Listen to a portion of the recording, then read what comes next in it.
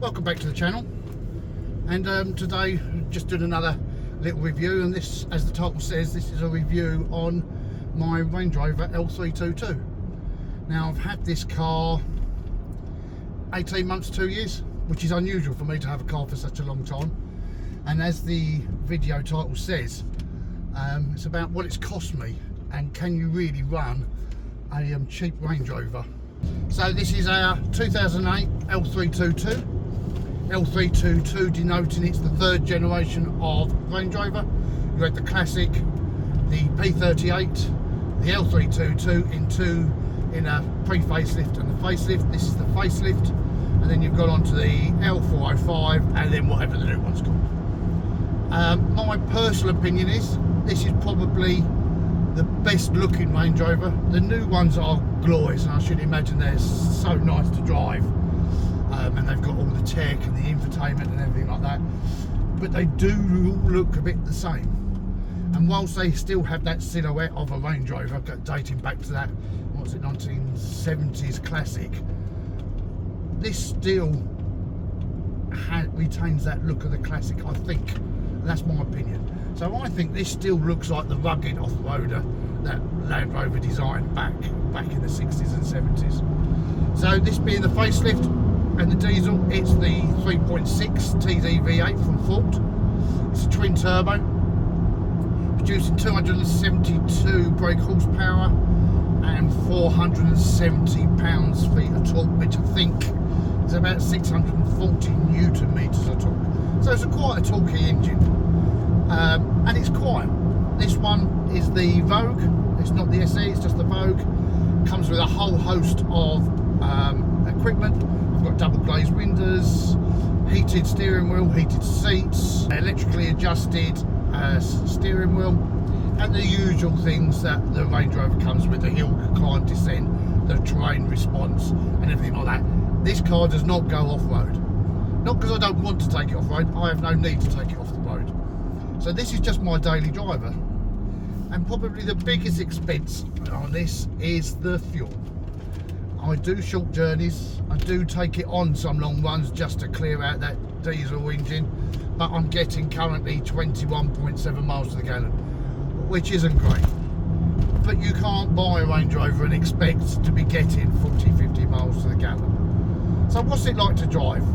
Honestly, I feel like king of the road when I'm driving this. You're in this really great elevated position. You almost are looking down on yourself, so it's like driving a van or a small lorry, but it is just so comfortable. I would drive this every day, anywhere. We had the F-Type on the drive, we had the SL Merc, we've currently got the C-Class convertible, we've also got the E93 M3 on the drive, and honestly, unless it's a little twisty country road and I'm going to a car show, I will take the Range Rover every single day. I get in it and it just feels like I'm being wafted along. It's not going to be a B-road basher. It doesn't handle particularly well. It's 2.7 tons of four-wheel drive. It doesn't go around corners, but it's just so lovely. Obviously, I've got the captain's tight armchair there with the armrest, which I use on a long journey. Short journeys I don't tend to do that because it's a faff getting the seatbelt in and out. So normally on short journeys I am just without that and on the armrest.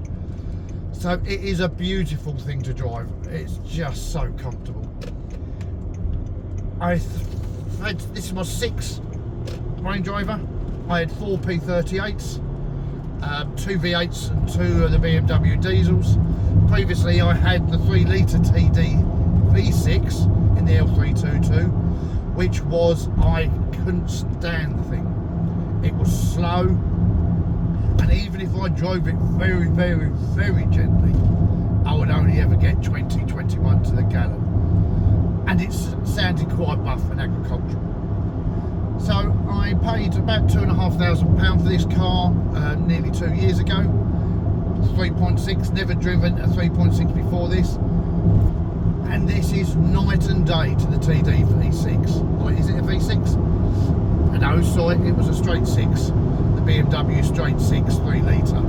This is night and day, and those people, a few people that have actually driven this car are actually shocked how quick, when you press that loud button, how quick it lifts its skirt up and gets off down the road.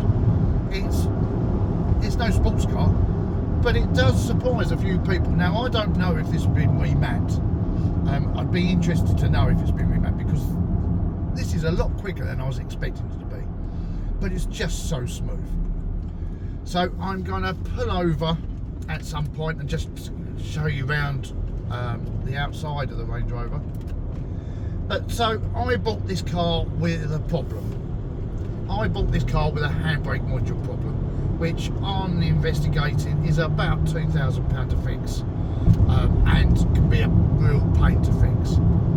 But I have a Bluetooth dongle connected into the OBD port, and for every now and again, and it is only every now and again, it puts itself into limp mode. I just reset it, delete the default code, and then it's fine for another hundreds of miles. Sometimes it can go a month without causing a problem. So yes, I bought the car with a problem.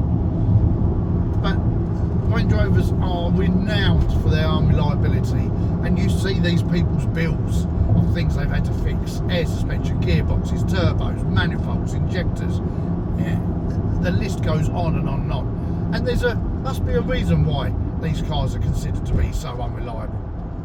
However, it will surprise you to know that the only thing that has broken on this car since I've had it is a battery.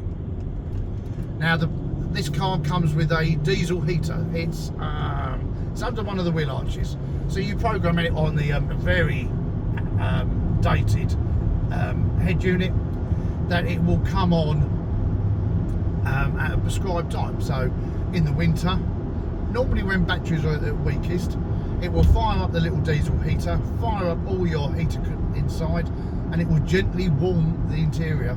And so when you get in the car ready for work, the windows are misted and it's nice and toasty.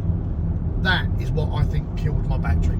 So that is honestly the only thing I've had to replace on this car since I've had it.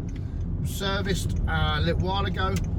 I did put a lifetime K&N air filter in it, which I do think has given me another mile per gallon. I know that doesn't sound much, but when you're in the low 20s, any increase is better than nothing. And that was, I think it was about 70 quid. Has it made any difference to the performance? I doubt it. But it has given me another mile to the gallon. I think my only criticism of this car, for me personally, is that infotainment system. I wish the Bluetooth was better, and I wish there was an easy way of converting it to an Android Apple Play head unit. Now, I know you can get from about £1,000, but when you've bought a car for £2,500, spending another £1,000 on a stereo just doesn't seem viable. So can you buy a cheap Range Rover and run it? And I run this every day, every single day. Of course you can. And the problem is with the internet and with YouTube and all the searches like that, how many times do you see, and it doesn't matter what car manufacturer you are, how many times do you see someone put a video up saying, nothing wrong with my car, it's working perfectly? You just don't do it. So you only ever get to hear the negatives. And it's, if you was to go back, the Porsche 911s from the 986 and the 997, there is so many stories about IMS bearings and RMS bearings and bore scoring. But I think if you start to look at that, there's only about 8 or 9% of cars that are affected. So I don't know what percentage of Range Rovers are unreliable. You just hear about all the bad ones. But this has been absolutely faultless, apart from the battery and obviously the handbrake fault. But I bought that with that, so to me, I'm not considering that as something going wrong. So you can drive and use one of these every single day, and for this sort of money. And if you look on eBay right now, and this is done 136,000 miles, so for a similar spec, similar age, similar mileage, you're looking at £1,500, £1,900, £2,500, £3,000, £4,000 for an absolute stonking low mileage one. So they are at the absolute bargain of a century. And if you pick a right one, it will look after you. You just feel absolutely invincible in one of these. You really do. And I like to chop and change my cars, and I don't know what I'd swap it for. If I won loads of money on the lottery, I would certainly have a little dabble with one of the newer shape ones, but I can't think of anything else I'd have over a Range Rover. And you hear the old stories about Range Rovers and reliabilities, and you talk to Range Rover owners and you go, oh, how's your Range Rover? Oh, well, it's been in the garage, it's had this done, this done, this done, it's cost me this. And then you go, what did you have before that? Oh, the Range Rover. Oh, okay. What was that like? Oh, it was awful. Just kept going wrong. Oh, okay. So what are you going to get next? A Range Rover. It's just one of those cars that gets under your skin. You just, nothing else replicates the way this drives and the way it goes down the road and how it makes you feel. And when you're going driving down the road, people don't pull out in front of you. Everyone I know that's driven it calls it the tank, and people, oh blimey, isn't it so big when they try and get in it? And obviously my missus is not the tallest of persons, so I do have the ability to lower the suspension down into access mode to let her get in. But then sometimes I think, do you know what, it's funnier to watch her try and hop up. So sometimes I don't lower it. But this has got the air suspension, it goes up and down. You can have it in off-road setting, you can have it adjust itself at, I think, 90 mile an hour, I think I read. So I'll drop it into a motorway setting. And then it's just in normal driver mode. Always when I park up, I put it into access mode for two reasons. One, to make sure those airbags are working. So if you don't use them, in my mind, they'll stop working, so I'll keep using them. And because of what I've done to it, I think it looks a lot better with those when it's in this access mode. So this is Java black on the outside. Probably not the best beige interior. I would have preferred a lighter cream, but for that sort of money in my budget, you couldn't be picky. So that's it for about the drive. It's just so nice. Let me just try and find somewhere to park, and I'll just pop you off of there, and I'll just show you around the outside. Where can I park? How about here? Looks about fabulous. I'll just stop that here. In access mode, so it looks good. Which you can't activate when the doors are open, so if people are too impatient to get out, it doesn't go down. And here is the 2008 Range Rover. Obviously, my Range Rover, it's sitting on 22-inch wheels. Come round to the front, and the front is easy to see how this is the facelift. The non-facelift, the headlights just came down square there like that, and that was the first generation of L322. It's in black, supercharged, vents on the side.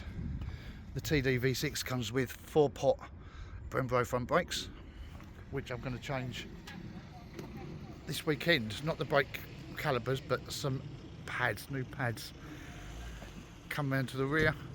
And I don't know whether that's the best looking shot of these, or it's that front shot. I really don't know. But every time I park it up, I still look back and look at it, because I just love the shape of it. It's got the original, still got the clam bonnet, which dates back to the all Range Rovers.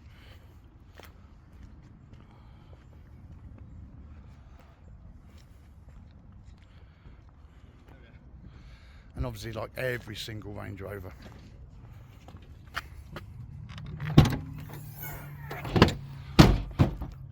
it has that split tailgate,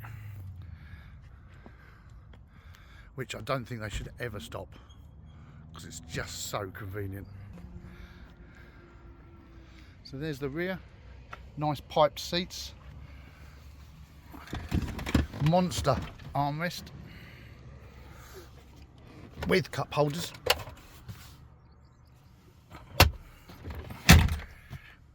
Rear seats are heated as well. 4 windows, mirrors, and that's the access button. You press that and it lowers down. 2008 model. It's got automatic headlights, automatic wipers, multifunction steering wheel, and that's probably the weakest part, is that stereo without the Android and Apple CarPlay.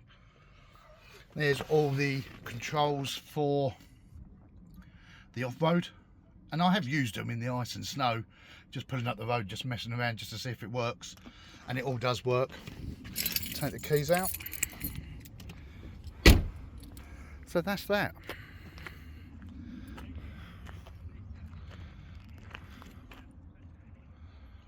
Just love this car, absolutely love it.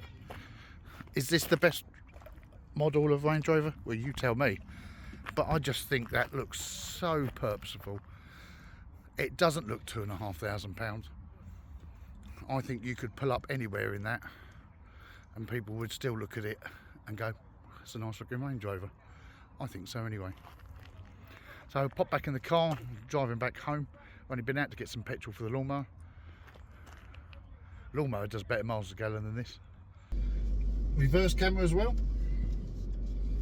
So you can buy a cheap Range Rover, and if you get a good one, boy, have you got a good car.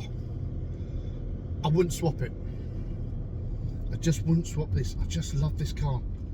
Out of all the cars I've had, this is just one of my favourites. I love the way it looks. And I love the way you just sit here in these big, comfy seats. And I'd drive to Scotland and I'd feel as fresh as a daisy when I got out. So you can definitely buy an L322 3.6 TD V8 Range Rover for no money, and I've just put a battery on it. That's all I've done in 2 years' time. So don't let all the horror stories online and on the internet put you off of one of these. Get a good one, get one that's good service history, and it will reward you every single day you get in it. So thanks for watching. If you've got any comments about the Range Rovers you've had equally the same experience with the Range Rover that I've had, and it's been absolutely perfect for you, or you've had a horrendous one, let me know. Let me know if anything I've missed out of, something I should have mentioned about this type of Range Rover. But I'm just king of the road. So thank you for watching. Please give us a thumbs up, subscribe. It doesn't cost us doesn't cost you anything. It really does help the channel out. It helps me motivate me to make more videos. So I'll see you in the next video. See you later.